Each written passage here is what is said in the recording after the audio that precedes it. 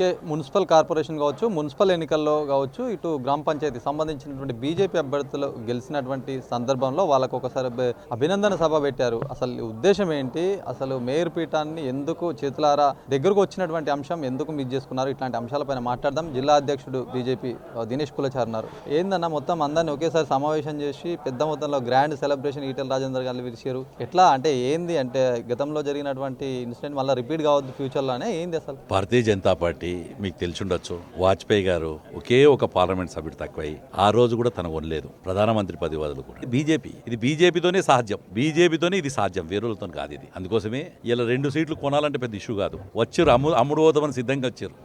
Deputy మేయర్లు ఇవ్వమన్నారు, లేదు వేరే commitments ఇవ్వమన్నారు. కానీ ఒకటే చెప్పినాం, బీజేపీ ప్రజలు మేము ఆశీర్వాదం కోరాం, మాకు 28 మంది ఇచ్చారు, ఇంకో 2 ఇస్తే మా అంతలో మేము వచ్చి అక్కడ కూర్చునే వాళ్ళం. ఇవ్వలేదు, సంతోషం అన్నాం, సంతోషం అని చెప్పాం. ప్రతిపక్షంలో కూర్చున్నాక సిద్ధం అని చెప్పాం. చాలా మంది బార్గెన్లు చేశారు. మా 2 ఎమ్మెల్సీ ఓట్లు కూడా రాజ్యాంగేతరంగా తీసేసినా మేము భయపడలే. లేకపోతే మేము 33 ఉన్నటివి, వాళ్ళు 33 ఉండే. టీఆర్ఎస్ మధ్యలో ఒకటి ఇది అవుతుండే. కానీ ఇవాళ వాళ్ళు ఏం చేశారు, టీఆర్ఎస్ వ్యక్తిని ఎత్తుకెళ్లారు పోలీసు వాళ్ళని పెట్టుకుని. ఎంఐఎం ఎవరైతే కొట్టుకున్నారో, ఎవరైతే అక్బరుద్దీన్ ఓవేసి ఆడు రెడ్డి కానీ, రావు కానీ, కాపు కానీ, ఓడైనా కానీ దారుసలాంకి వచ్చి 4 రాయాలి చాట్నా అని చెప్పి అన్నాడు. ఇలా మహేష్ ఖాన్, రేవంతుద్దీన్ ఇద్దరు దారుసలాం చటాయించిరా, లేకపోతే ఇంకెక్కడ చటాయించిరో వాళ్ళు చెప్పుకోవాలి. రెండోది, ఎంఐఎం ఏమో కాంగ్రెస్ పార్టీ, బీజేపీ పార్టీ దొంగల పార్టీ అని చెప్పి తిట్టింది. అలాగే కాంగ్రెస్ వాడు ఏం తెచ్చిండు, ఎంఐఎం బీజేపీ ఇద్దరు మతపత రాజకీయాలు. మరి ఇలా ఎంఐఎంతో ఏ రకంగా కలిచారు? ఇందూరు ప్రజలు ఇంత స్పష్టంగా కూడా బీజేపీకి 28 మంది కార్పొరేటర్ని గెలిపించిన తర్వాత ప్రజా తీర్పును అగౌరవపరిచినట్టు కాదా?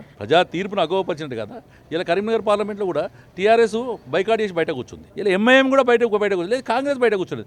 ఎందుకంత కక్కుర్తిపడి, ఎందుకంత దిగజారి ఎంఐఎం వాడు కాళ్ళు మొక్కుకొని మేయర్ పదవి తెచ్చుకున్నారు ఇలా అడుగుతుంది. ఇక మేము పెట్టుకున్న అభినందన సభన ఫస్ట్ నుంచి ఆనవాయితీ. సర్పంచులు గెలిచినప్పుడు పెట్టుకున్నాం. కార్పొరేషన్ కౌన్సిల్ ఈ రాష్ట్రంలో, తెలంగాణ రాష్ట్రంలో ఇందూరు పార్లమెంట్లే అత్యధికంగా గెలిచాం. మేము అభినందించుకోవడం, గెలిచిన వాళ్ళని సంతోష పెట్టుకోవడం, ఎవరైనా కప్పు గెలుచుకొచ్చినా ఇంకేదైనా గెలుచుకొచ్చినా వాళ్ళందరికీ కూడా మనం ప్రేమతోని సన్మానం చేయడం అనేది మన హిందూ సాంప్రదాయ ప్రకారం అలాగే సన్మానం చేసుకున్నారా? ఏమన్నా అంటే ఎక్కడ ఇదైంది తప్పిదం? గతంలో 28 వచ్చినాయి, ఈ రోజు కూడా ఈసారి 28 వచ్చినాయి. త్రుటిలో తప్పినటువంటి సిచ్యువేషన్. మన ఇందూరు మన మేయర్ అన్నారు, ఇది ఎంతవరకు సక్సెస్ అయింది, ఎంతవరకు ఎట్లా ఉంది? ఇలా మన ఇందూరు మన మేయర్ మీద గెలిచాం కదా. ఇందూరు ఎవరు కావాలని ప్రజలు తీర్పిచ్చారు. 28 మంది మేము గెలిచామండి. 17 మంది గెలిచారు. అందులో ఇందూరు ఏరియాలో గెలిచింది కాంగ్రెస్ పార్టీ ఎక్కడ నంబర్ 1 డివిజన్. అక్కడికి వేస్తే 9, అక్కడికి వేస్తే మీకు 10, 11, 12, 13, 14 అంతా కూడా మైనార్టీ ఏరియాస్. అవి 15 దాకా కూడా మైనార్టీ ఏరియాస్. మళ్ళీ అక్కడికి పోతే 21 కూడా మైనార్టీ ఏరియాని, అది గెలవలేదు. మళ్ళీ 29 minority, 30 minority, 31 minority, 32 minority, 33 minority.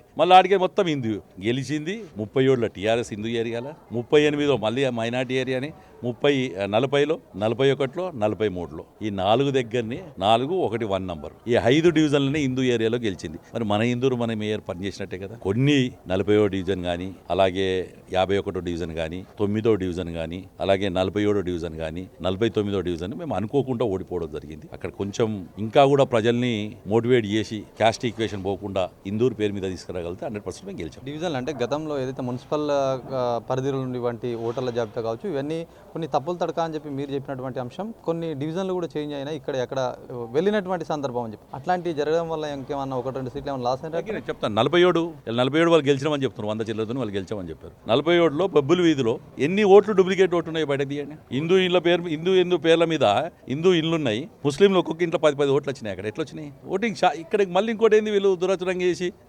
రకరకాలుగా ఇచ్చేసి పట్టణంలో ఇంకా కూడా మన హిందువుల ఐక్యత లేకుండా ఇంకా ఇళ్లలో పండుకొని చదువుకున్న వాళ్ళు స్లమ్లలోనేమో ఓట్లు పడుతున్నాయి, చదువుకున్న వాళ్ళేమో ఇంట్లో పంటున్నారు. సోషల్ మీడియాలో మాత్రం ఒక దేవుడి ఫోటో, ఒక దేశభక్తికి సంబంధించిన ఒక స్లోగన్, ఇవి 2 పెట్టుకోవడం జరుగుతుంది. ఇవి అదే అడుగుతున్నాను నేను. ఇది ఓడిపోవడం అనేది 28 గెలిచినాం, మేము ఓడిపోలేదు. మేము ప్రజాబద్ధంగా ఇవాళ పోలైన ఓట్లలో హయ్యెస్ట్ ఓట్లు భారతీయ జనతా పార్టీకి పడ్డాయి. మైనార్టీ ఏరియాలో మాకు 10 ఓట్లు పడలేదు. 60 డివిజన్లు ఉంటే మేము కేవలం 42 డివిజన్లనే మా యొక్క ప్రభావితం ఉండే. మిగతా 18 డివిజన్లు మాకు 1 ఓటు పడలేదు. పడకుండా అన్ని పార్టీలకన్నా ఎక్కువ ఓట్లు మాకు వేసారు ప్రజలు. అంటే గెలిచినట్ట కాదా? 28 కార్పొరేటర్లు గెలిచినప్పుడు గెలిచినట్ట కాదా? ఇలా వాళ్ళు అనైతికంగా అక్రమ సంబంధం పెట్టుకొని వాళ్ళిద్దరు కలిసిపోయి టీఆర్ఎస్ ని తెచ్చుకొని 3 కలిసిపోయి ఇలా వాళ్ళు జవాబు చెప్పాలి.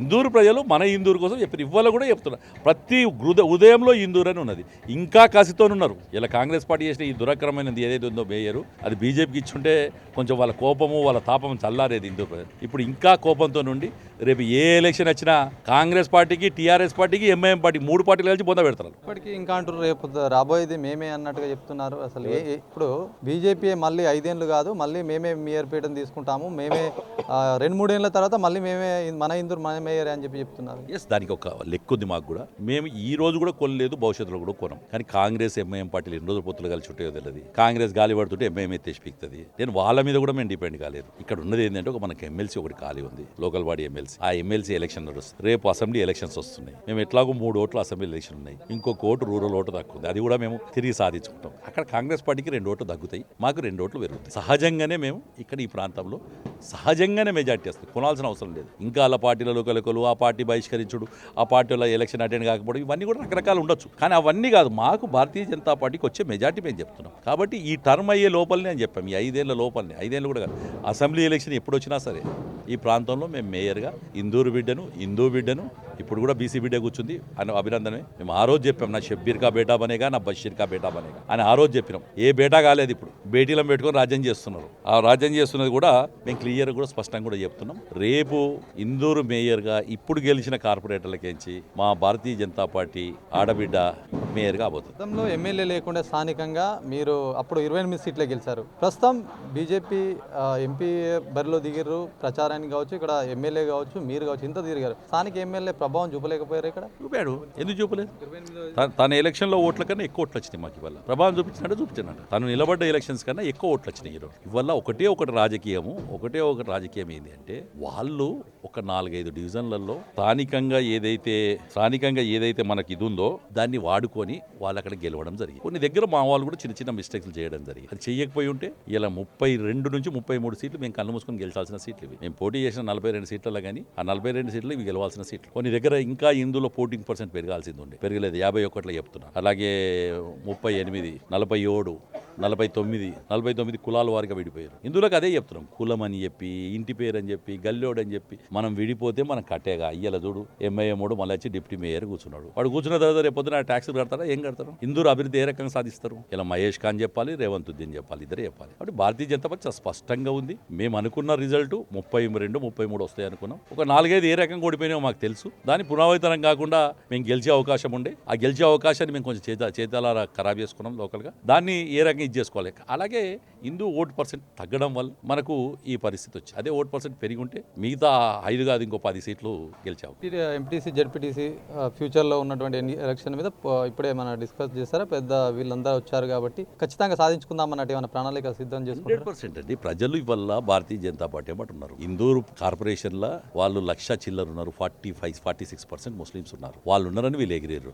ఊర్లలో లేరు బాబు, రూరల్ ఏరియా లేరు. రేపు పొద్దున ఒక్కొక్కరు వాత పెడతారు చూడదు. ఇలా ప్రపంచం ఒక దిక్కు ఇరాన్ ఇజ్రాయెల్ యుద్ధం మధ్యలో నలిగిపోతుంటే భారతదేశం ఫ్లైట్లు ఆ బాంబుల మధ్యల నుంచి కూడా రాగలుగుతున్నాయి అంటే అది నరేంద్ర మోడీ, భారతీయ జనతా పార్టీ ఘనత. ఇలా కాంగ్రెస్ వాడు ఏడుస్తున్నాడు, ఆడు ఇరాన్ వాళ్ళు ఏడుస్తున్నారు, మిగతా ఏడుస్తున్నారంటే వాళ్ళు తట్టుకోలేక నరేంద్ర మోడీ ఉంటే ఈ రకంగా ఏ రకంగా అవుతుంది. యుద్ధం జరిగితే డీజిల్ పెట్రోల్ ధరలు ఇట్లా పెరిగిపోయేటి. ఈరోజు ఇంకా కూడా భారతదేశం స్థిరంగా ఉంది అంటే దానికి కారణం నరేంద్ర మోడీ, భారతీయ జనతా పార్టీ. ప్రజలు, ఇందూరు జిల్లా ప్రజలు రేపు అతను ఎంపీటీసీ పెడతాడా, జెడ్పీటీసీ పెడతాడా తెలియదు, ఎంపీపీ పెడతాడా, జిల్లా పరిషత్ చైర్మన్ డైరెక్ట్ పెడతాడా తెలియదు.